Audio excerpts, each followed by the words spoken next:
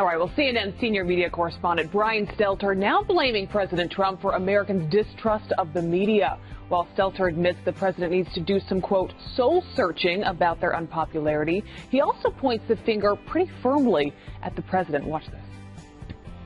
Partly, these are self-inflicted wounds over the course of decades, but a lot of the reasons for distrust of media has to do with politicians like President Trump telling people not to trust the media. We could do a better job telling our own story and explaining how this is real news, not fake news. But take a listen to this. Gallup polls have showed Americans' trust in the media has been dropping a lot for years, long before President Trump even came onto the political scene.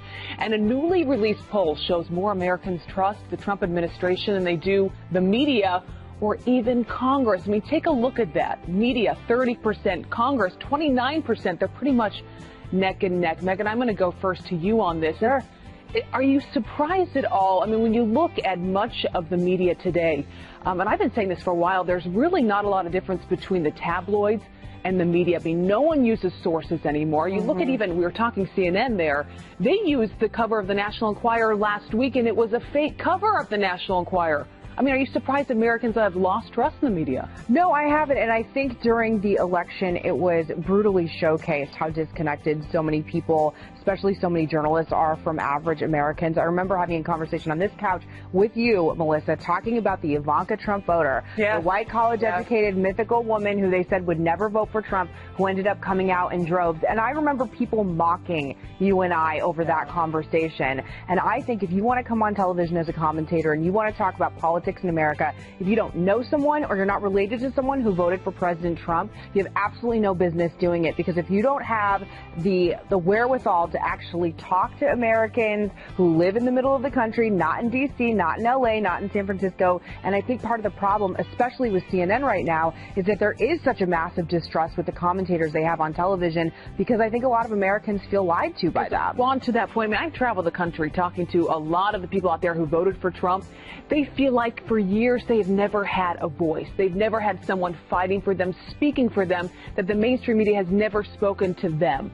And they are happy the president is fighting, whether you agree with his tweets or not. But there is this disconnect between what the media is saying, reporting on, and how much the country is feeling about this time. Well, when I look at the numbers that you were citing there, I think, gosh, 70% of the American people don't trust him or the media. These numbers aren't great for the media or him.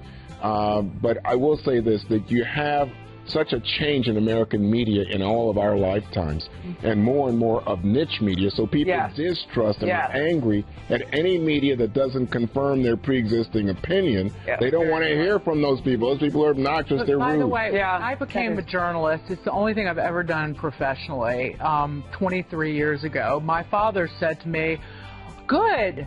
You're joining a group of people who have the least amount of trust among the American people on the planet, and you're going to be held in lower regard than a used car salesman. Good luck with that."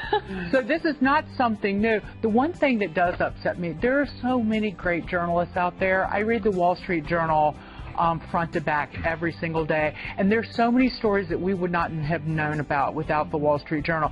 The ransom payment to Iran, the pallets of cash sent in the middle of the night, the blood testing company that was uncovered by basically this blood testing company that was well, let me just say a good word for journalists. Let me just tell you, in Mexico these days, they're killing journalists. We in America have in our Constitution protections for a free press because it holds people of power, including those who are corrupt or self-serving, to account. That's what the press should be doing. And we, as we sit here, we discuss these things. We're part of this.